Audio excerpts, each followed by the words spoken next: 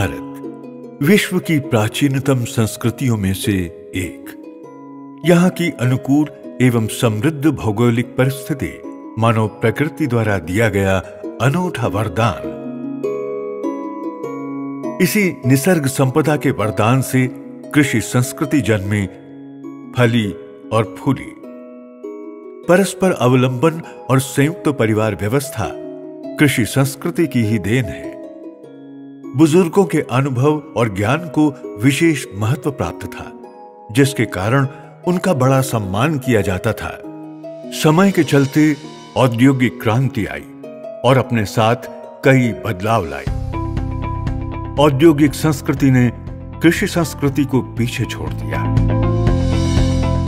वैश्वीकरण के बाद तकनीकी ज्ञान और इंटरनेट के वैश्विक नेटवर्क से हमारा जीवन गतिमान और स्पर्धात्मक बन गया। दुनिया भर की जानकारी घर बैठे ऑनलाइन मिलने से बुजुर्गों के अनुभव और ज्ञान का महत्व कम होने लगा और औद्योगिक संस्कृति में पैसा ही सबसे अहम चीज बन गई। उम्र के अनुसार स्पर्धात्मक क्षमता कम होने से वरिष्ठ नागरिक उदासीन हो रहे हैं। अधिकांश वरिष्ठ नागरिकों को कमजोर आर्थिक स्थिति के कारण जीवन बोझ लगने लगा है।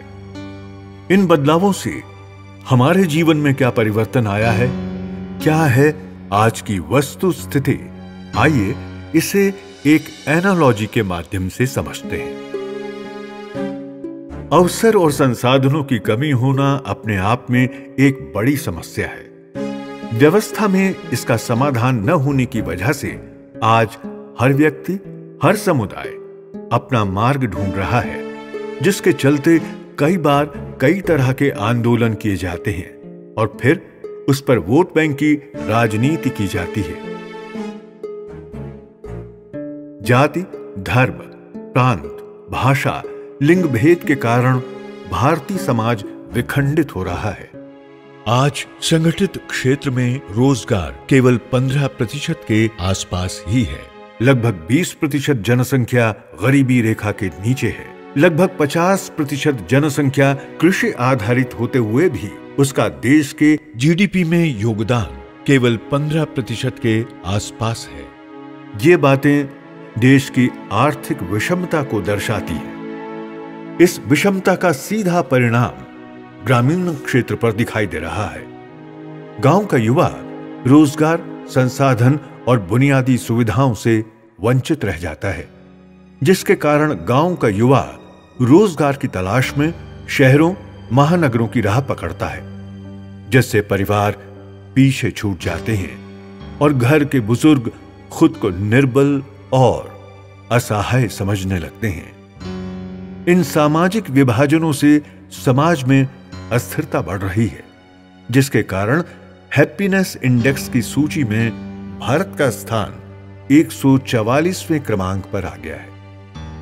राष्ट्र के निर्माण में वरिष्ठ नागरिकों के योगदान को नकारा नहीं जा सकता, चाहे वो अप्रत्यक्ष या प्रत्यक्ष करों के भुगतान के रूप में हो, कानून और व्यवस्था के परिपालन में हो, या फिर अपने बच्चों का 18 वर्ष की आयु तक के परिपोषण का हो, क्योंकि इसके पश्चात ही वह बच्चा कानूनन मानव संसाधन बन सकता है।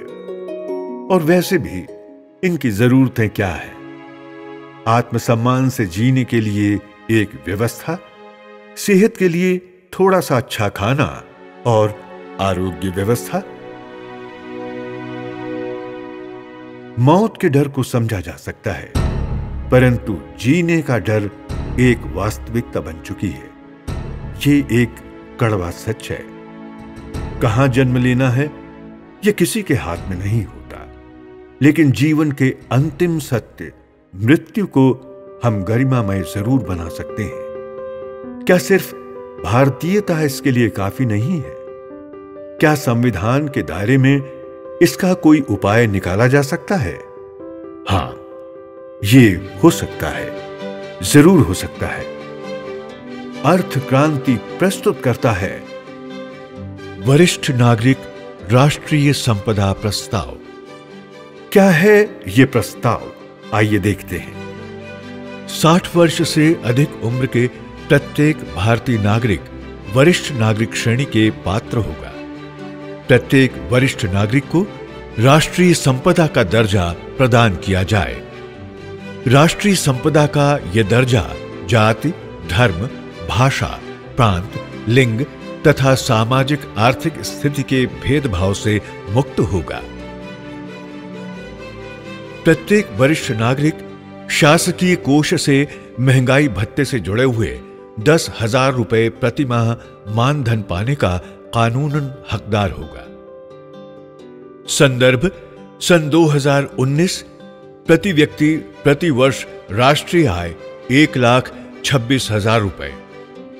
प्रति व्यक्ति राष्ट्रीय आय से अधिक आय पाने वाले वरिष्ठ नागरिक इसमें अपवाद होंगे।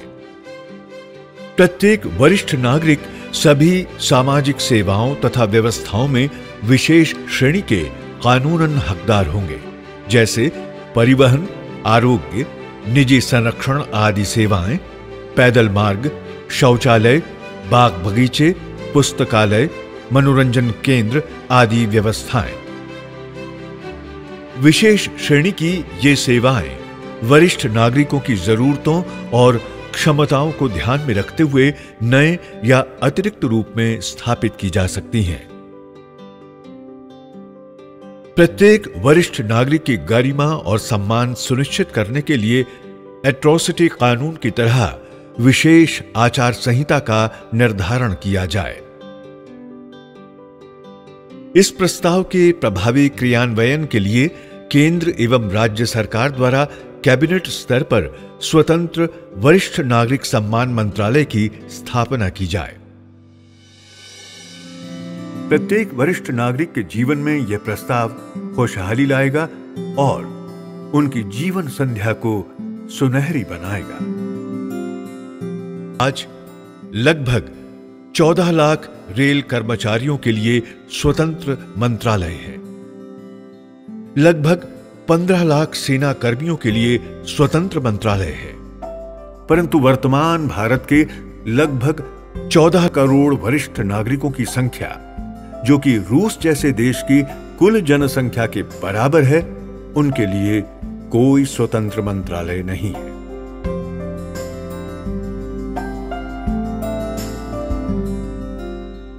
इतनी बड़ी संख्या एक प्रभावी वोट बैंक साबित हो सकती है, जो कि निश्चित ही देश का राजनैतिक भविष्य तय कर सकती है। जो भी राजनीतिक दल इस प्रस्ताव को स्वीकार करेगा, ये वोट बैंक उसका समर्थन करेगा। इससे लाभार्थियों की सकारात्मक ऊर्जा भी बनी रहेगी। ये प्रस्ताव स्त्री पुरुष तथा जाति के भेदभाव से मुक्त और सर्वसमावेशक होने के कारण सामाजिक समरसता स्थापित करने के लिए कारगर उपाय सिद्ध होगा। इसके साथ ही आज का युवा भी भविष्य की चिंता से मुक्त होगा।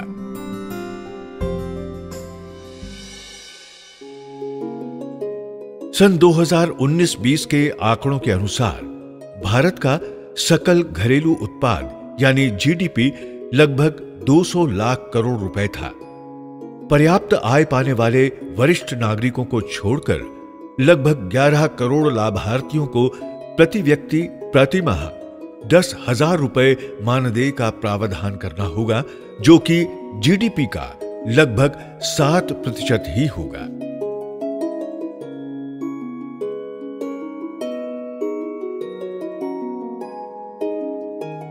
ये मानदेय अर्थव्यवस्था को और अधिक गति प्रदान करेगा। इस अतिरिक्त क्रय शक्ति के उपयोग से जीएसटी जैसे उपभोग कर के माध्यम से कर संकलन में बड़ी मात्रा में वृद्धि होगी, जिसके कारण यह प्रस्ताव सरकार पर आर्थिक बोझ नहीं बनेगा। इस प्रस्ताव का प्रत्यक्ष क्रियान्वयन उपलब्ध आधुनिक तकनीक, जनधन खाता, बैंकों के नेटवर्क, पोस्ट ऑफिस द्वारा उपलब्ध बैंकिंग सेवाएं आदि के द्वारा सहज संभव हो सकता है। वरिष्ठ नागरिक राष्ट्रीय संपत्ति के इस प्रस्ताव के स्वीकार होने पर वरिष्ठ नागरिकों को व्यक्तिगत लाभ तो होगा ही, इसके अलावा पारिवारिक, सामाजिक और राष्ट्रीय स्तर पर भी लाभ होगा। बुजुर्ग चिंता मुक्त होंगे, उनके लिए खुशहाल और सम्मानित जीवन जीना संभव होगा। साथ ही जीवन भर घर संजोने वाली महिलाओं को समाधान और सम्मान का अनुभव होगा। युवा तनाव मुक्त होंगे, उन्हें राहत मिलेगी। युवाओं का रोजगार के लिए गांव से शहर जाना कम होगा। घर में माता पिता की निश्चित आय होने से आवश्यकता पड़ने पर उन्हें भी मदद मिलेगी और परिवार भी जुड़ा रहेगा। ग्रामीण अर्थव्यवस्था को बढ़ावा मिलेगा, जिससे किसानों की आत्महत्या की समस्या का निश्चित ही समाधान होगा। अतिरिक्त क्रय शक्ति होने से बाजार में नई मांग उत्पन्न होगी, जिससे रोजगार के नए अवसर बढ़ेंगे। इस प्रस्ताव से आर्थिक सामाजिक विषमता कम होगी। इतनी बड़ी आबादी को दी गई क्रय शक्ति से आर्थिक गतिविधियों को गति मिलेगी। इस एक प्रस्ताव से युवाओं को रोजगार, वरिष्ठ नागरिकों को नवजीवन, सरकार को टैक्स, ये सब साध्य होगा, जो युवाओं, वरिष्ठ नागरिकों और सरकार के साथ साथ परिवार, समाज व राष्ट्र के लिए भी हितकर होगा। ये भारत की $5 ट्रिलियन इकोनॉमी का स्वप्न साकार करने में कारगर कदम सिद्ध होगा। टूटता और बिखरता भारतीय समाज एकता और अखंडता की दिशा में आगे बढ़ेगा। भारत की एक प्रगतिशील समाज के रूप में पहचान कायम होगी।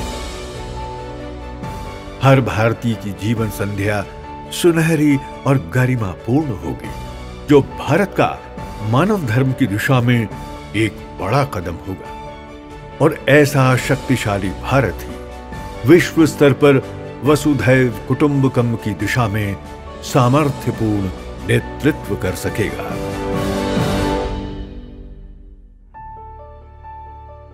भारतीय समाज तथा राजकीय जीवन के दिशा बदलाव के लिए जाति को न धर्म को, व्यक्ति को न पार्टी को, हमारा वोट प्रोग्राम को, इस नीति से प्रेरित जन्म से जुड़े भेदभाव मुक्त 14 करोड़ प्लस की वोट बैंक हम अनुभव संपन्न वरिष्ठ भारतीय नागरिक प्रयत्नशील हैं।